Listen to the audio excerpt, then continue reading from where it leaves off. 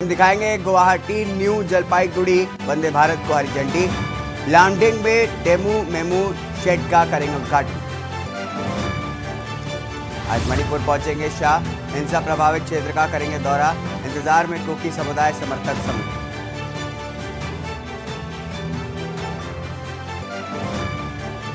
नीतीश कुमार की अध्यक्षता में विपक्षी दलों की मीटिंग। 12 जून को पटना में इकट्ठा होंगी तमाम पार्टियां। 2024 चुनाव की संयुक्त रणनीति तैयार होगी। जंतर मंतर पर धरना देने वाले पहलवानों पर एफआईआर। दिल्ली पुलिस ने टेंट भी उखाड़े।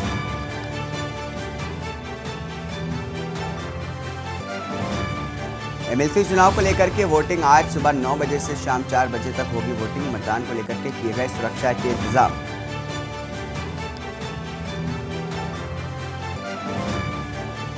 मई में टूटेगा 64 साल का रिकॉर्ड। यूपी, एमपी समेत 10 राज्यों में बारिश की संभावना।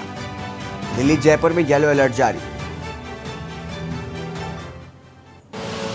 आप देख रहे हैं के न्यूज, खबरों का सारथी। नमस्कार, स्वागत है आपका। आप देख रहे हैं न्यूज के न्यूज। मैं हूं आपके साथ हारिस। लखनऊ से बड़ी खबर आपको बता दें, जहां पर सीएम योगी का आज का कार्यक्रम लगा हुआ है। सुबह 8:45 पर विधान भवन परिसर में कार्यक्रम होगा। स्वर्गीय चौधरी चरण सिंह की प्रतिमा पर माल्यार्पण कार्यक्रम रखा गया था। विधान परिषद सदस्यों के निर्वाचन के लिए मतदान किया जा रहा है। सुबह 11:15 बजे से लेकर के 1 बजे तक होटल ताज में प्रेस वार्ता चलेगी। उसके बाद शाम 4 बजे इंदिरा गांधी प्रतिष्ठान में संवाद कार्यक्रम में पहुंचेंगे सीएम योगी आदित्यनाथ। विधान परिषद सदस्यों के निर्वाचन के लिए मतदान होगा, जिसमें सीएम योगी आदित्यनाथ हिस्सा लेंगे। आपको बता दें कि सुबह 11:15 बजे से लेकर के 1 बजे तक होटल ताज में प्रेस वार्ता चलेगी, जिसमें सीएम योगी आदित्यनाथ शिरकत करेंगे। उसके बाद शाम 4 बजे इंदिरा गांधी प्रतिष्ठान में भी संवाद कार्यक्रम होगा। शाम 6:30 बजे कोकरेल नदी सौंदर्यीकरण के संबंध में बैठक की जाएगी, जिसमें सीएम योगी हिस्सा लेंगे। अहम खबर आपको बता रहे हैं लखनऊ से, जहां पर सीएम योगी का आज का कार्यक्रम लगा हुआ है। तमाम कार्यक्रमों में से सुबह 8:45 पर विधान परिषद परिसर में हिस्सा लेंगे। उसके बाद स्वर्गीय चौधरी चरण सिंह की प्रतिमा पर माल्यार्पण कार्यक्रम होगा। विधान परिषद सदस्यों के निर्वाचन के लिए मतदान किए जाएंगे।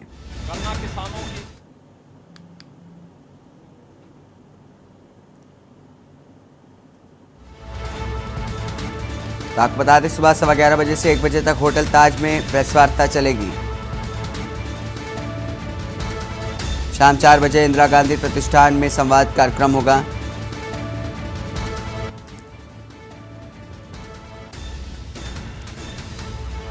उसके बाद आपको बता दें कि सीएम योगी का आज का कार्यक्रम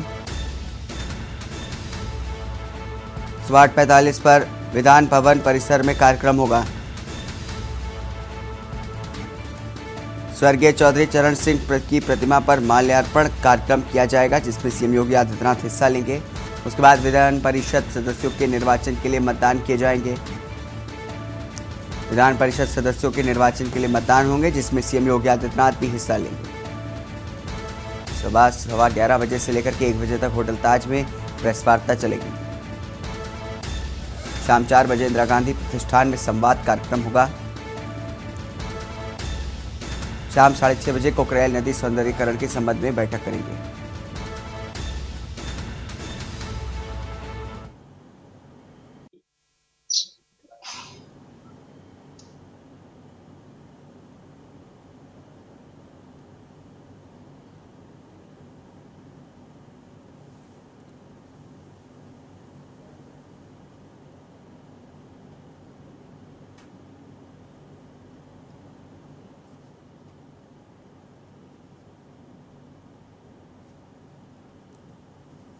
की चीनी मिल का नवीनीकरण और पुनरुद्धार का कार्य भी डबल इंजन की सरकार ने ही किया। चौधरी साहब के सपनों को साकार करने के लिए पूरी प्रतिबद्धता के साथ डबल इंजन की सरकार कार्य कर रही है। आज के इस अवसर पर, उनकी पावन तिथि, पुण्यतिथि के अवसर पर मैं उन्हें किसानों के लिए, प्रदेश के विकास के लिए, देश के विकास के लिए उनके द्वारा किए गए प्रयास और कार्यों की प्रति स्मरण करते हुए उनकी स्मृतियों को नमन करते हुए मैं प्रदेश शासन की ओर से उन्हें विनम्र श्रद्धांजलि अर्पित करता हूं।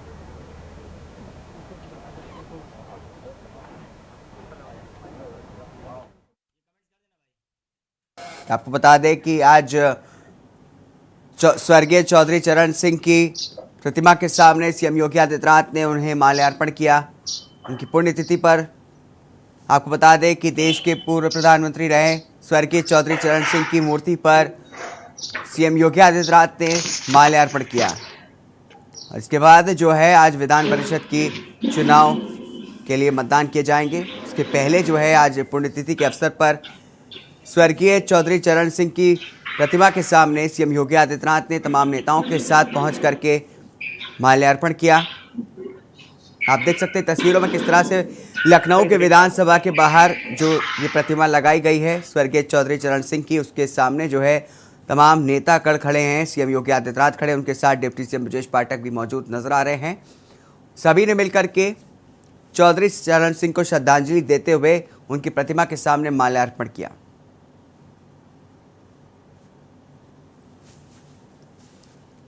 चौधरी चरण सिंह जो है वो एक किसान नेता के रूप में जाने जाते थे। तमाम जो किसान वर्ग है उनसे बेहद ही जुड़ा है।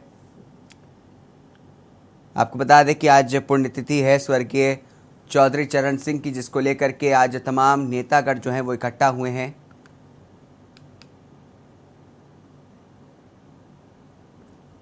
पुण्यतिथि है, इस अवसर पर मैं प्रदेश शासन और प्रदेशवासियों की ओर से महान किसान नेता चौधरी साहब को स्मरण करते हुए विनम्र श्रद्धांजलि अर्पित करता हूं। चौधरी साहब का पूरा जीवन भारत के मूल्यों और आदर्शों की स्थापना के साथ ही जमीनी धरातल से जुड़े हुए अन्नदाता किसानों और श्रमिकों के कल्याण के लिए उन्होंने अपना पूरा जीवन समर्पित किया था। चौधरी साहब का ये स्पष्ट कहना था कि देश के विकास का रास्ता गांव की पगडंडी से होकर के जाता है और गांव का विकास और गांव की समृद्धि का आधार कोई है तो हमारा अन्नदाता किसान है। अन्नदाता किसान हमारी सर्वोच्च प्राथमिकता का विषय होना चाहिए। आज प्रदेश में डबल इंजन की सरकार आदरणीय प्रधानमंत्री जी की प्रेरणा से अन्नदाता किसानों के हितों के लिए पूरी समर्पित भाव के साथ कार्य कर रही है। प्रधानमंत्री फसल बीमा योजना, प्रधानमंत्री कृषि सिंचाई योजना, प्रधानमंत्री किसान सम्मान योजना का सर्वाधिक लाभ देश के अंदर उत्तर प्रदेश के अन्नदाता किसानों को प्राप्त हो रहा है। फसल ऋण माफी का कार्यक्रम प्रदेश के अंदर रहा हो या प्रदेश के अंदर एमएसपी का लाभ अन्नदाता किसानों को देने का कार्य, गन्ना किसानों के हितों के लिए किया गया कार्य हो, यानी अब तक 2,12,000 करोड़ रुपए से अधिक का गन्ना मूल्य का भुगतान अन्नदाता किसानों का हो चुका है। चौधरी साहब की क्रम भूमि छपरौली की चीनी मिल का नवीनीकरण और पुनरुद्धार का कार्य भी डबल इंजन की सरकार ने ही किया। चौधरी साहब के उन सपनों को साकार करने के लिए पूरी प्रतिबद्धता के साथ डबल इंजन की सरकार कार्य कर रही है। आज के इस अवसर पर उनकी पावन तिथि, पुण्यतिथि के अवसर पर मैं उन्हें किसानों के लिए देश के विकास के लिए उनके द्वारा किए गए प्रयास और कार्यों के प्रति स्मरण करते हुए, उनकी स्मृतियों को नमन करते हुए आपको बता दें कि लखनऊ से खबर है, जहां पर आज एमएलसी उपचुनाव को लेकर के वोटिंग होगी। 2 विधान परिषद सीटों के लिए उपचुनाव होगा। आज विधान भवन के तिलक हॉल में ये वोटिंग की जाएगी। सुबह 9 बजे से लेकर के शाम 4 बजे तक आज वोटिंग की जाएगी। आज शाम 5 बजे से मतगणना भी शुरू कर दी जाएगी। मतदान को लेकर के किए गए सुरक्षा के इंतजाम। विधानमंडल के वर्तमान पूर्व सदस्यों की रहेगी एंट्री। वर्तमान पूर्व सांसद पत्र प्रतिनिधियों की रहेगी एंट्री। विधान भवन के तिलक हॉल में ये वोटिंग की जाएगी। आपको बता दें कि आज सुबह 9 बजे से लेकर के शाम के 4 बजे तक ये वोटिंग की जाएगी। आज ही शाम 5 बजे से मतगणना भी शुरू कर दी जाएगी। मतदान को लेकर के तमाम सुरक्षा के इंतजाम कर लिए गए हैं। विधानमंडल के वर्तमान पूर्व सदस्यों की सिर्फ एंट्री रहेगी। वर्तमान पूर्व सांसद पत्र प्रतिनिधियों की भी एंट्री होगी। अतिरिक्त लोगों की एंट्री विधानसभा में आज बैन रहेगी। गेट नंबर 7 और 8 निर्वाचन कार्य के लिए रखा गया है आरक्षित। वित्त विभाग और राजस्व के जाने वाले रास्ते बंद रहेंगे। रिटर्निंग ऑफिसर ने जारी किया है आदेश।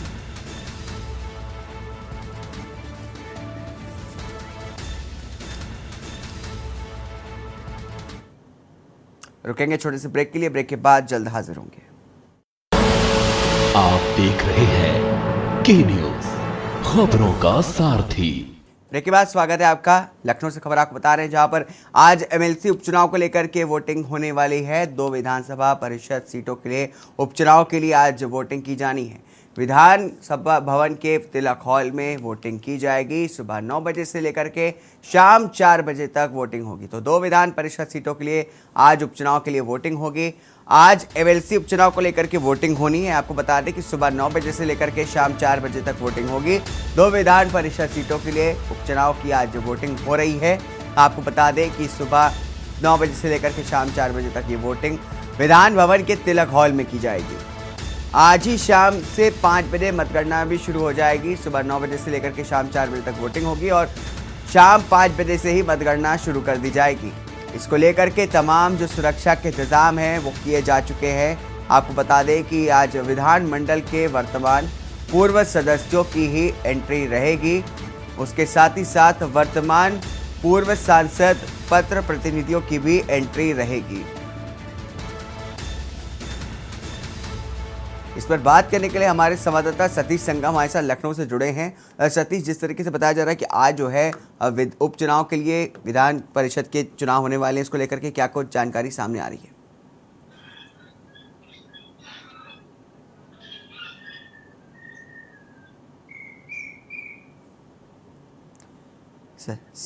सतीश, आप तक आवाज हमारी पहुंच रही है? सतीश, अब तक हमारी आवाज़ शायद नहीं पहुंच पा रही है।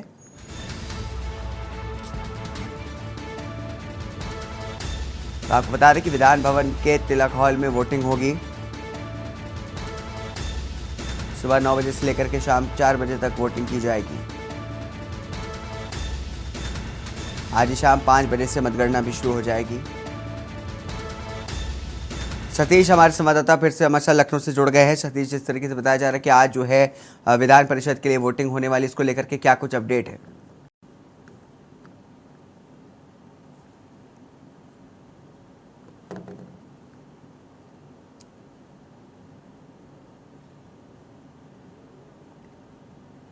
सतीश, अब तक हमारी आवाज़ पहुंच रही है?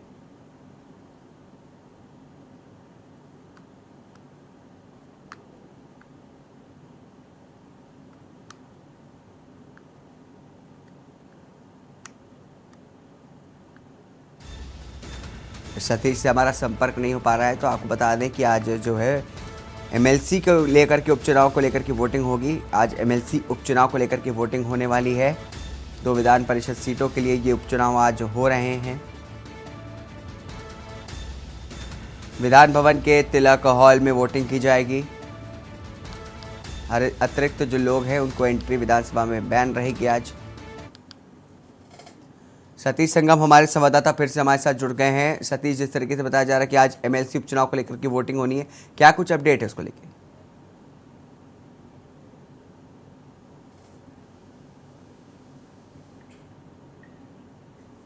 सतीश से हमारा संपर्क नहीं हो पा रहा है। आपको बता दें कि आज जो है एमएलसी उपचुनाव को लेकर की वोटिंग होने वाली है। तमाम जो वर्तमान पूर्व सांसद हैं, पत्र प्रतिनिधि हैं, उनकी एंट्री रहेगी।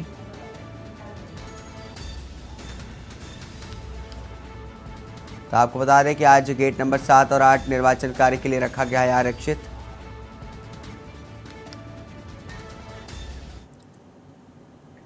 राजधानी लखनऊ से खबर आपको बता दें, जहां पर मौसम विभाग ने पूर्वानुमान जारी किया है। 29 और 30 मई को लेकर के ये पूर्वानुमान जारी किया गया है। आज राजधानी में हल्की बारिश की संभावना जताई गई है। पश्चिमी यूपी में हवाओं के साथ ही बारिश की संभावना है और बारिश के चलते तापमान में भी गिरावट होगी। तो आज और कल को लेकर के ये पूर्वानुमान जारी किया गया है, जिसमें बताया जा रहा है कि बारिश की संभावना है। आज राजधानी में हल्की बारिश की संभावना जताई जा रही है। आपको बता दें कि पश्चिमी यूपी में हवाओं के साथ ही बारिश की संभावना जताई गई है मौसम विभाग के द्वारा। आज और कल को लेकर के जारी किया गया है पूर्वानुमान। आज राजधानी में हल्की बारिश की संभावना। पश्चिमी यूपी में हवाओं के साथ ही बारिश की संभावना जताई गई है। बारिश के चलते तापमान में होगी गिरावट। लखनऊ से खबर आपको बता रहे हैं, जहां पर मौसम विभाग ने जारी किया है पूर्वानुमान। आज और कल को लेकर के जारी किया गया है पूर्वानुमान।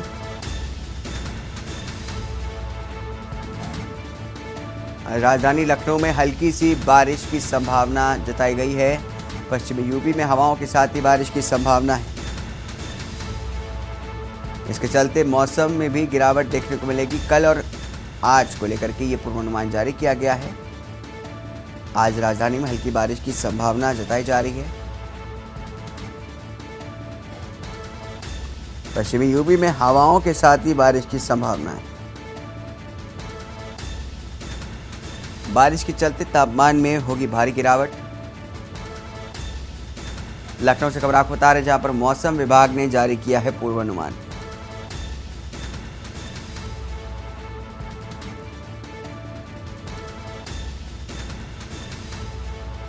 राजधानी लखनऊ से अहम खबर आपको बता रहे हैं, जहां पर आज हल्की बारिश की संभावना जताई जा रही है। लखनऊ में पश्चिमी यूपी में हवाओं के साथ ही बारिश की संभावना जताई गई है मौसम विभाग के द्वारा। आज और कल को लेकर के पूर्वानुमान जारी किया गया है। आज राजधानी लखनऊ में हल्की बारिश की संभावना जताई गई है।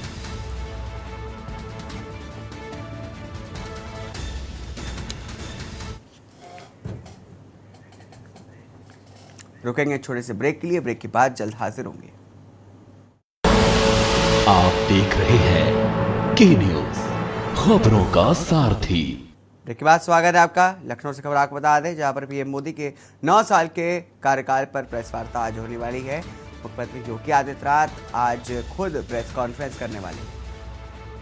तो 9 साल जो है वो मोदी सरकार के पूरे हो चुके हैं। इसके उपलक्ष्य पे प्रेस कॉन्फ्रेंस की जा रही है। डिप्टी सीएम ब्रजेश पाठक और केशव प्रसाद मौर्य भी इस दौरान मौजूद रहेंगे।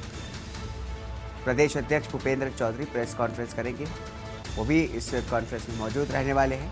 होटल ताज में आज सुबह 11 बजे ये प्रेस वार्ता की जाएगी। तो डिप्टी सीएम ब्रजेश पाठक, केशव प्रसाद मौर्य भी इस दौरान मौजूद रहेंगे।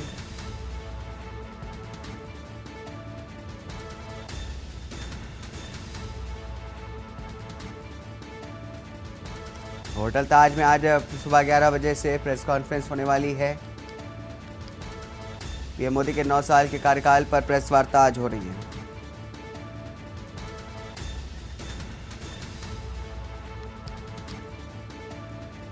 अहम खबर आपको बता दें, डिप्टी सीएम ब्रजेश पाठक, केशव प्रसाद मौर्य भी आज इस दौरान मौजूद रहेंगे। प्रदेश अध्यक्ष भूपेंद्र चौधरी प्रेस कॉन्फ्रेंस में इस दौरान मौजूद रहेंगे। मुख्यमंत्री योगी आदित्यनाथ भी आज प्रेस कॉन्फ्रेंस करेंगे। डिप्टी सीएम ब्रजेश पाठक केशव प्रसाद मौर्य भी इस दौरान मौजूद रहेंगे। प्रदेश अध्यक्ष भूपेंद्र चौधरी प्रेस कॉन्फ्रेंस में इस दौरान मौजूद रहने वाले हैं। होटल ताज में आज सुबह 11 बजे से प्रेस वार्ता की जाएगी।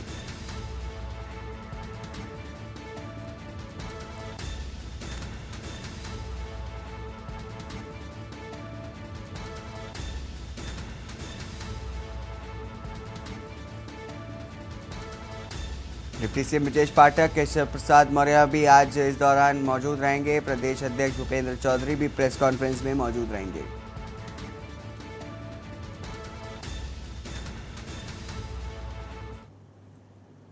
अगली खबर आगरा से, जहां पर कबाड़ के गोदाम में अचानक से आग लग गई। दमकल की गाड़ियों ने आग पर काबू पाया। थाना ताजगंज के तोरा गांव का मामला आपको बता दें, जहां पर कबाड़ के गोदाम में अचानक से आग लग गई। दमकल की गाड़ियों ने आग पर पाया है काबू। थाना ताजगंज के तोरा गांव का मामला आपको बता रहे हैं, जहां पर आगरा के कबाड़ के गोदाम में अचानक से आग लग गई।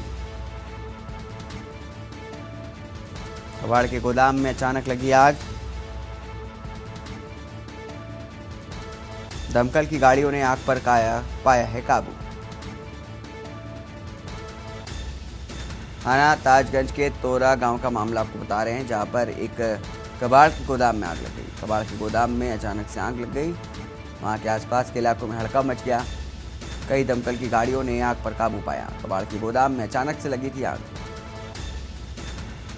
तो आगरा से हम खबर बता रहे हैं आपको, जहां पर एक कबाड़ के गोदाम में आग लग गई। दमकल की गाड़ियों ने आग पर किसी तरह से काबू पाया है। थाना ताजगंज के तोरा गांव का मामला आपको बता रहे हैं।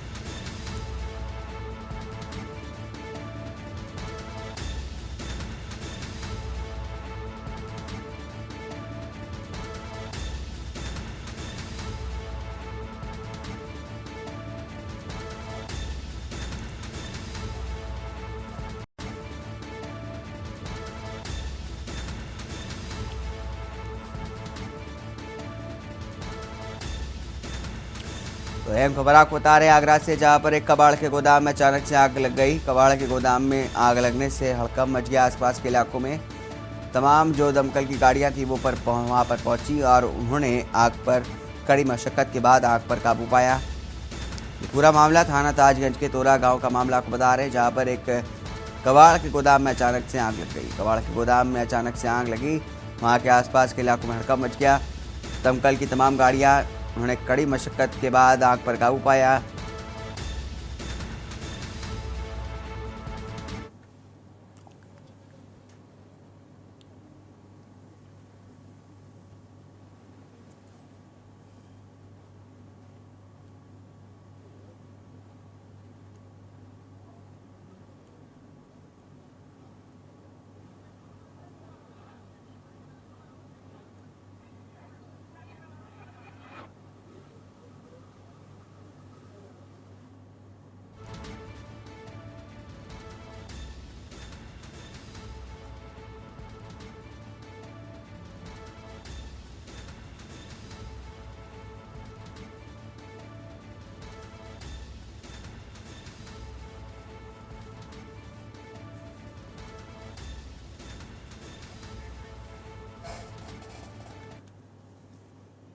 अगली खबर अमेठी से, जहां पर शॉर्ट सर्किट से दुकान में आग लग गई।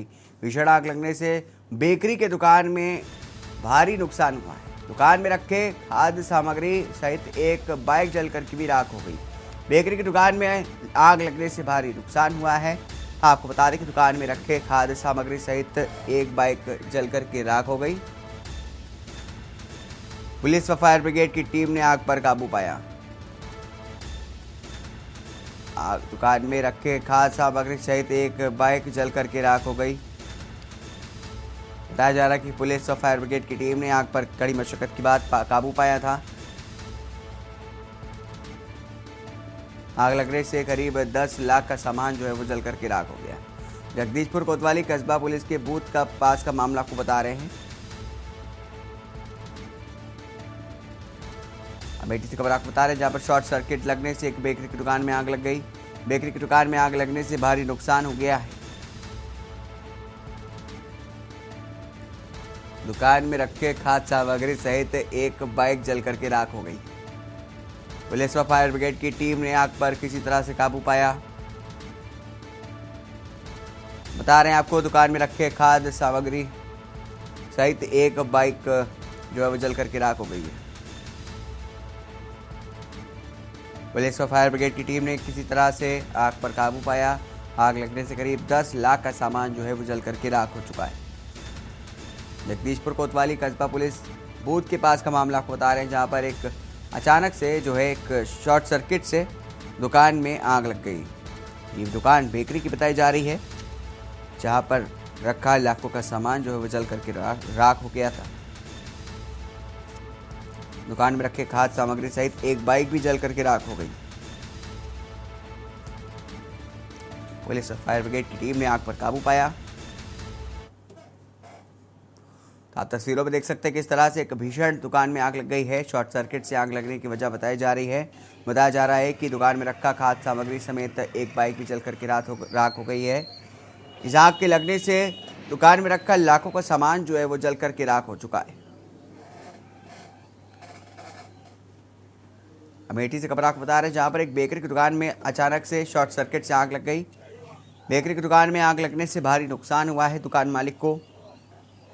आप तस्वीरों में देख सकते हैं किस तरीके से आग लगने से तमाम जो दुकान में रखा सामान था वो जल करके बिल्कुल राख हो चुका है।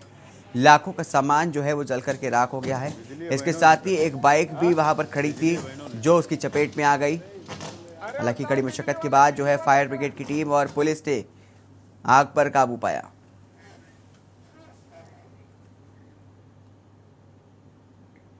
अगली खबर लखनऊ से, जहां पर युवक और युवती का वीडियो वायरल हुआ है। चलती बुलेट पर मस्ती करते युवक युवती का एक वीडियो वायरल हो रहा है सोशल मीडिया पर।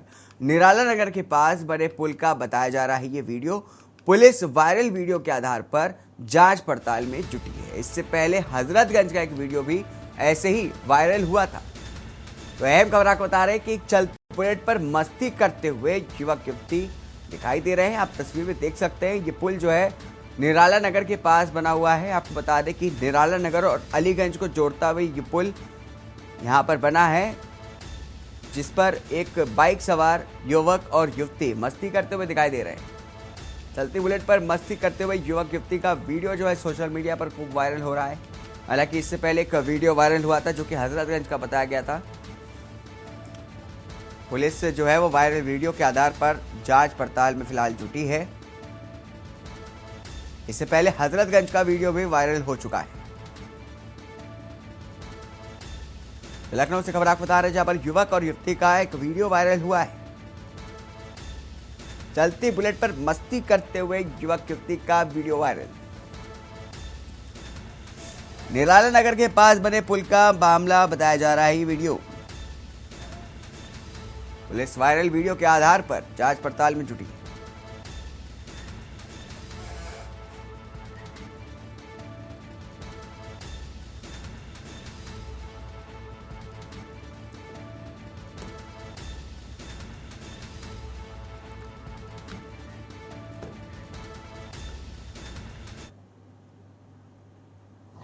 आप वीडियो में देख सकते हैं किस तरीके से एक बुलेट पर युवक और युवती जा रहे हैं, मस्ती करते हुए नजर आ रहे हैं। ये पूरा मामला जो है निराला नगर के पास बने एक फ्लाईओवर का बताया जा रहा है।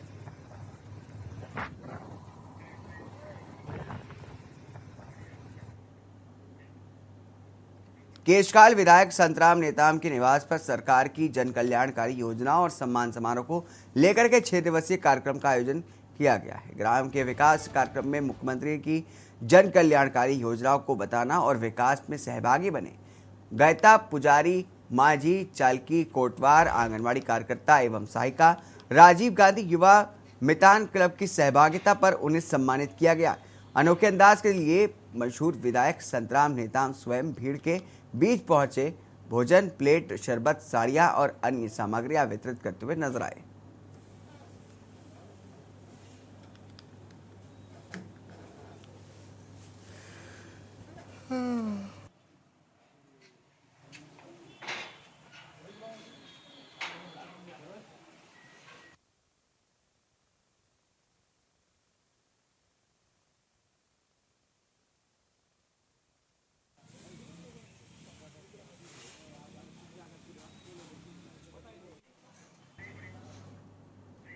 रुकेंगे छोटे से ब्रेक के लिए, ब्रेक के बाद जल्द हाजिर होंगे।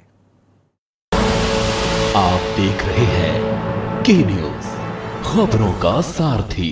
के बाद स्वागत है आपका। आपको बता दें कि खरीफ की फसल से पहले ही तैयारियां किसानों ने शुरू कर दी है। खेतों के खरपतवारों को नष्ट करने के लिए उसमें आग लगाई जा रही है, जबकि ऐसा करना खेती के लिए नुकसानदायक है। खरपतवार को जलाने से मिट्टी के पोषक तत्व जल जाते हैं। वहीं जमीन के कीट जो बरसाती फसल के लिए लाभदायक होते हैं वो भी जल करके नष्ट हो जाते हैं। इससे फसल जो है वो नुकसान होता है उसको। यह जानकारी किसानों को नहीं है।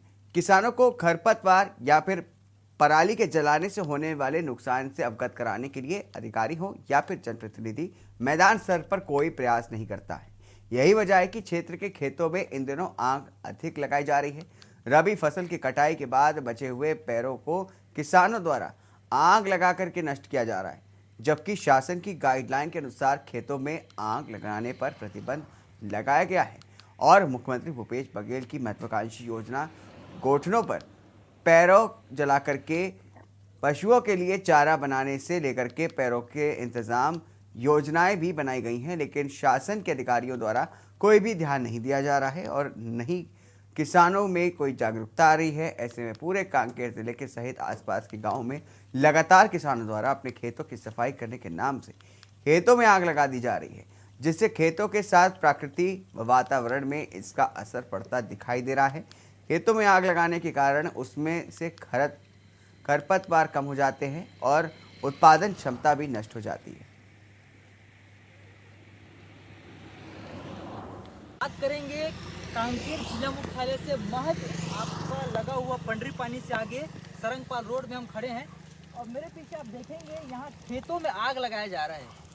यहाँ के मुख्यमंत्री भूपेश बघेल गौठान योजना चालू किए हैं, जिसमें पैरा बेचने की जो योजना है उससे क्या है पशुओं को चारा मिलेगा और यहाँ के जो ग्रामीण हैं उनको रोजगार मिलेगा और पैरा से जो उनका पशुओं के लिए चारा बनाया जाएगा। अनेकों योजना जो है गौठान योजना के तहत पैरा को लेकर बनाया गया है, लेकिन यहाँ पे फसलों के जो पैरा दिख रहा है आपको, उस पैरे पे आग लगाया जा रहा है और जितना ये जो धुआं जो उड़ रहा है, ये जो प्रकृति है इसको कितना नुकसान किया जा रहा है ये आप देख सकते हैं। मेरे पीछे जो आग का जो भवंडर यहाँ पे दिख रहा है ये कहीं ना कहीं पर्यावरण को नुकसान भी करेगा और क्योंकि अभी गर्मियों का सीजन है, गर्मियों में आग फैलता है और अगल बगल जंगल भी है और जंगल में अगर आग लगेगा तो इसके जिम्मेदार कौन होंगे। और यहाँ पर जो अधिकारी है कर्मचारी है वो भी इसके देखकर यहाँ से लोग यहाँ से गुजरते कि हाईवे का रास्ता ही ये आपका नरहरपुर के लिए जाते हैं और हाईवे का रास्ता है, नेशनल हाईवे नहीं है, स्टेट हाईवे है ये। और मेरे पीछे जिस तरीके से धुआं उड़ रहा होगा, धुआं का जो गुब्बारा उड़ रहा है यह भी कहीं ना कहीं पर्यावरण को नुकसान देगा। ऐसे में सवाल खड़ा होता है कि इनको रोकने के लिए अगर किस तरीके से जिला प्रशासन हो चाहे अधिकारी हो, ये किस तरीके से पहल करेंगे जिससे कि यहाँ पे किसान जागरूक हो और ये खेतों को जो आग लगाया जा रहा है वो ना लगाएं। विकासम बोरे ब्रेक के बाद रुकेंगे छोटे से ब्रेक के लिए, ब्रेक के बाद जल्द हाजिर होंगे। ब्रेक के बाद स्वागत है आपका। प्रदेश के एक दिवसीय प्रवास दौरे पर आबकारी मंत्री कवासी लखमा का कोरबा में भव्य स्वागत हुआ। इस दौरान भारतीय जनता पार्टी के महिला मोर्चा और युवा मोर्चा ने शराबबंदी कराने को लेकर के एसडीएम को ज्ञापन सौंपा गया है। शराब दुकान बंद कराने को लेकर के 27 मई से शराबबंदी का अभियान चलाया जा रहा है। 31 मई तक लगातार अभियान का संचालन किया जाना है। भारतीय जनता पार्टी के महिला मोर्चा और युवा मोर्चा ने शराब दुकान को बंद कराने को लेकर के दुकानों के बाहर पोस्टर चस्पा किया गया है और रैली निकाल करके विरोध प्रदर्शन भी किया जा रहा है।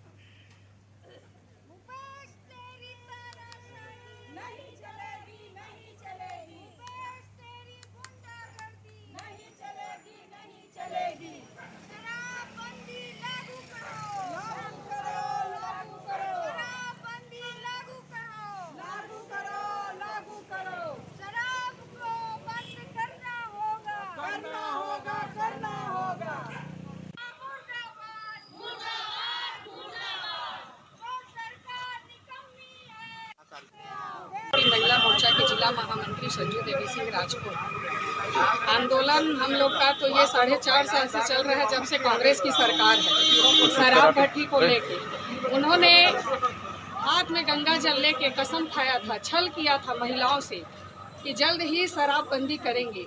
लेकिन हम लोग इतना प्रयास कर रहे हैं, उसके बावजूद भी कांग्रेस सरकार के न कान में सुनाई दे रहे, न आँख से दिखाई दे रहा है। आज तपती धूप में सारी महिलाएं अपने घर से निकल के आई हैं।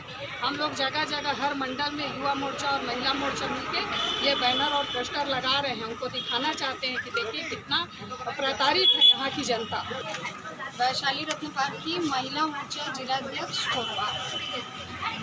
आज भारतीय जनता पार्टी महिला मोर्चा द्वारा पूरे छत्तीसगढ़ में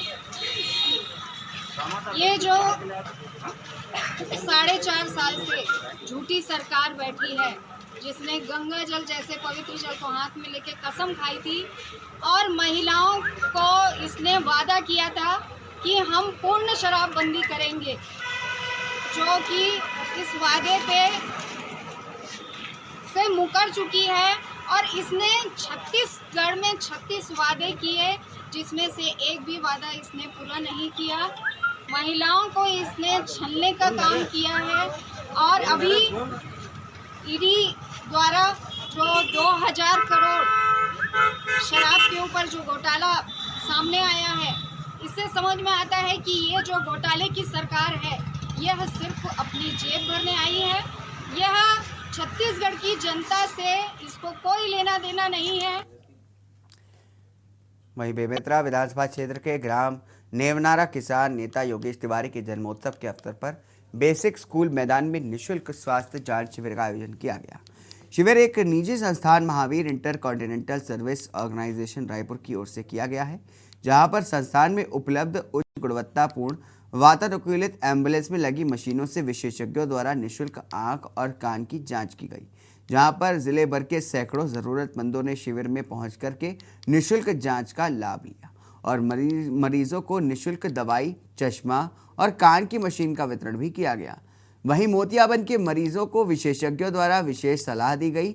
इसके अलावा जिला अस्पताल ब्लड बैंक में रक्तदान शिविर का भी आयोजन किया गया, जहां पर कार्यकर्ताओं ने रक्तदान करके जरूरतमंदों की मदद की। वहीं किसान नेता योगेश तिवारी ने कहा कि उनके जन्मदिन के अवसर पर जिले में निःशुल्क स्वास्थ्य शिविर, जरूरतमंदों को फल वितरण, रक्तदान सहित अन्य जनहित में विशेष आयोजन किए गए हैं और उन्होंने हमेशा तत्परता से जनहित में कार्य करने की बात कही।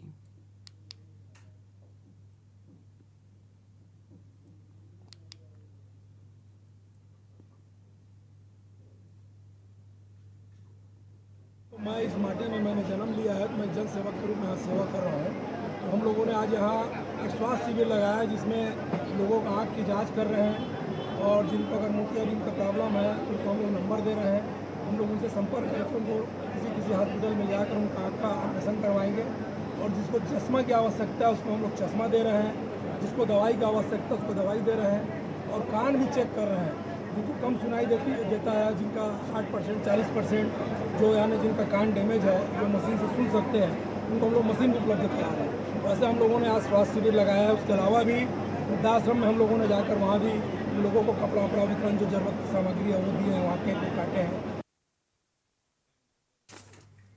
छत्तीसगढ़ शासन के आबकारी मंत्री कवासी लखमा कोरबा स्थित बुधवारी बाजार के पास विश्व आदिवासी शक्तिपीठ के नवनिर्माण भवन का लोकार्पण किया गया है। आबकारी मंत्री कवासी लखमा ने कहा, नए संसद भवन के उद्घाटन में राष्ट्रपति को नहीं बुलाए जाने से नाराजगी है। कांग्रेस पार्टी ने निवेदन किया था कि संसद भवन का उद्घाटन आदिवासी राष्ट्रपति द्रौपदी मुर्मू के हाथों किया जाए, लेकिन बीजेपी ने मनमानी की है। कांग्रेस भारतीय जनता पार्टी के फैसलों की निंदा करती है। आबकारी मंत्री ने कहा कि आने वाले समय में चुनाव में बस्तर संभाग के सभी 12 सीटों पर कांग्रेस पार्टी जीत गए है, साथ ही दोनों लोकसभा सीटों में भी भारी मतों से जीत हासिल करेंगे। उन्होंने कहा कि विधानसभा चुनाव को सीएम भूपेश बघेल के नेतृत्व में लड़ेंगे और जीतेंगे और साल 2024 के लोकसभा चुनाव में जीत हासिल करके राहुल गांधी को प्रधानमंत्री बनाने का काम करेंगे। बीजेपी नेताओं का बस्तर दौरा के सवाल पर मंत्री कवासी लखमा ने कहा कि बीजेपी की रणनीति से कांग्रेस पर कोई प्रभाव नहीं पड़ेगा। आदिवासी मुख्यमंत्री बनाए जाने के सवाल पर मंत्री कवासी लखमा ने कहा कि मुख्यमंत्री भूपेश बघेल आदिवासी से कम है क्या? सीएम भूपेश बघेल आदिवासियों के लिए उत्थान के लिए लगातार काम कर रहे हैं। पार्टी हाईकमान तय करेंगे कि मुख्यमंत्री कौन होगा। उन्होंने कहा कि भूपेश बघेल ही छत्तीसगढ़ के अगले मुख्यमंत्री होंगे।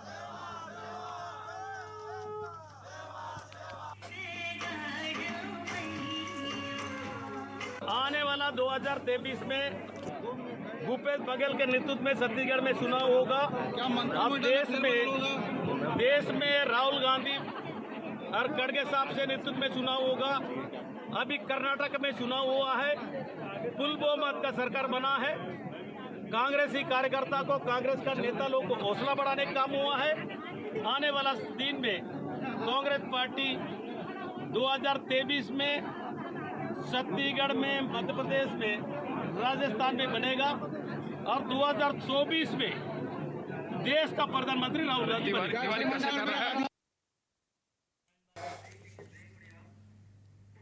रुकेंगे छोटे से ब्रेक के लिए। ब्रेक के बाद जल्द हाजिर होंगे। आप देख रहे हैं के न्यूज, खबरों का सारथी। ब्रेक के बाद स्वागत है आपका। भाटापारा शहर थाना क्षेत्र में लगातार हो रही चोरियों से परेशान होकर के पुलिस को चोरी के मामले में बड़ी सफलता हाथ लगी है। बता दें कि सदर बाजार स्थित एक दुकान का ताला तोड़ करके 3 लाख नकद, आईफोन, सीसीटीवी, टीवीआर आदि की चोरी कर ली गई थी।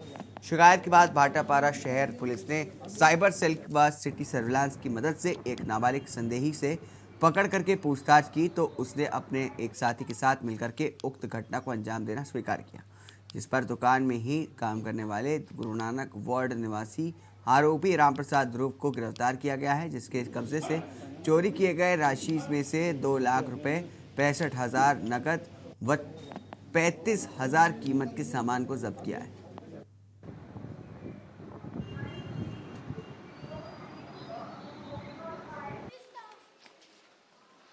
इक्कीस तारीख की घटना है जिसमें मनीष मंधानी प्रार्थी जो सदर वार्ड में है, जिनकी दुकान, वहां से उन्होंने एक चोरी की रिपोर्ट दर्ज करवाई। उनकी दुकान से 3 लाख रुपए कैश, 2 मोबाइल और कुछ और सामान बच्चों का लगभग 3,45,000 के आसपास का उन्होंने रिपोर्ट दर्ज करवाया था। और उसके बाद से चूँकि एक गंभीर मामला था, वो तत्काल इसमें सीसीटीवी फुटेज को देखा जो चीज़ सर्विलेंस लगाया गया है और उससे हमने कुछ क्लू मिला। क्लू के बाद हम लोगों ने इसमें एक विधि संघर्षरत बालक को बालक के उसमें मामले में शामिल होने के संबंध में बात सामने आई।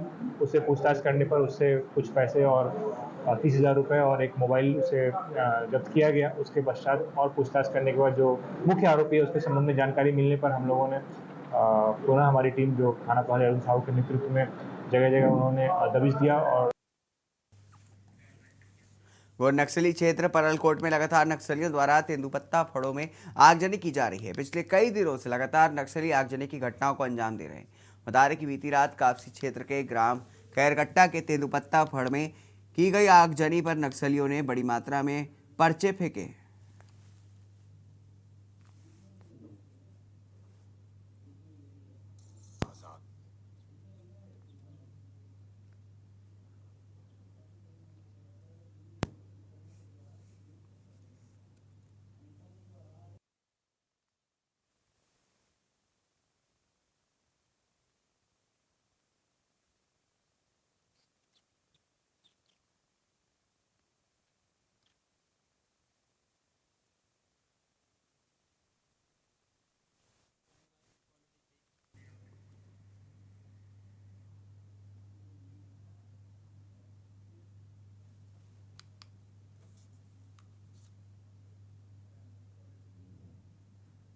महिला पहलवानों के खिलाफ किए गए पुलिस बल को लेकर के कांग्रेस पदाधिकारियों ने जम करके आलोचना की है। उन्होंने कहा कि भारत के लिए ओलंपिक मेडल लाने वाली महिला पहलवानों की केंद्र सरकार एक नहीं सुन रही है और सरकार पहलवानों पर दमनकारी नीति से काम कर रही है।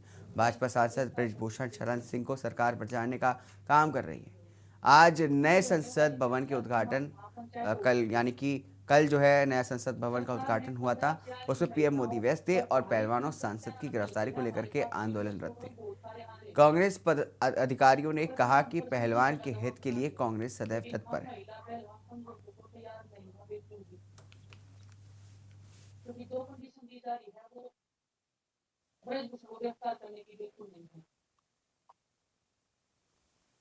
कल होने वाली महिला सम्मान महापंचायत होकर रही।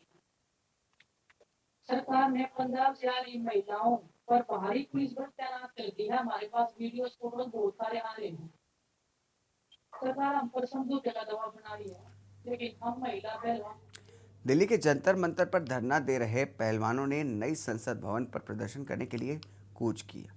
वहीं दिल्ली पुलिस के जवानों ने भी विरोध के बीच उन्हें हिरासत में ले लिया। वहीं पहलवानों ने दिल्ली पुलिस द्वारा की गई कार्रवाई पर जमकर विरोध किया, लेकिन दिल्ली पुलिस ने पहलवानों को हिरासत में लेकर के उनके प्रदर्शन को विफल कर दिया है। वहीं अब पहलवान दोबारा धरना देने के लिए जंतर मंतर पर नहीं जा पाएंगे। इस कूच के बाद से ही उनका प्रदर्शन भी खत्म हो गया है। बता दें कि पहलवानों का धरना प्रदर्शन अब खत्म हो गया है। धारा 144 के उल्लंघन के चलते पहलवानों का धरना अब खत्म हो गया है। अब पहलवान वापस जंतर मंतर पर नहीं जा पाएंगे। ऐसे में पुलिस ने प्रदर्शन स्थल खाली करवाने शुरू कर दिया है और टेंट भी हटाए जा रहे हैं। किसान यूनियन ने भी किसान यूनियन की हर महीने होने वाली बैठक को यूपी के गाजीपुर बॉर्डर पर किए जाने की बात कही थी, जिसके बाद भारी संख्या में पुलिस बल तैनात कर दिया गया है। पुरुष पुलिसकर्मियों के साथ ही महिला पुलिस बल की तैनाती भी की गई है।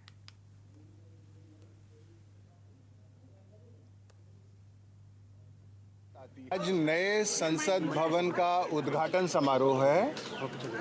ये हमारे राष्ट्र के लिए बहुत महत्वपूर्ण दिन है और बहुत गर्व की बात है। इस उपलक्ष्य में, इस मौके पे किसी भी तरह का धरना प्रदर्शन राष्ट्र विरोधी बात है। दिल्ली पुलिस की समुचित पर्याप्त व्यवस्था है कानून व्यवस्था को बरकरार रखने के लिए पूरे दिल्ली में और ख़ास करके तमाम जो स्ट्रैटेजिक लोकेशंस हैं वहाँ पर, और किसी भी हालत में दिल्ली पुलिस इसमें चूक नहीं होने देगी और हम सब इसके लिए यहाँ मुस्तैद हैं।